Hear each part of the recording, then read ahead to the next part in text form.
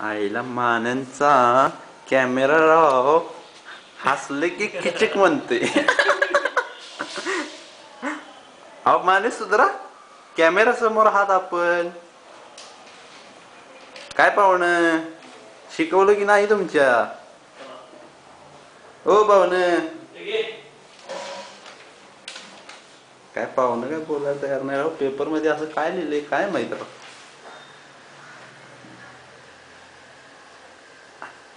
अरे भाई की ताटलायस काय? खांदे खाली कर. खाली एकदम ढिल्ला उभार रे. एवढं पण नको.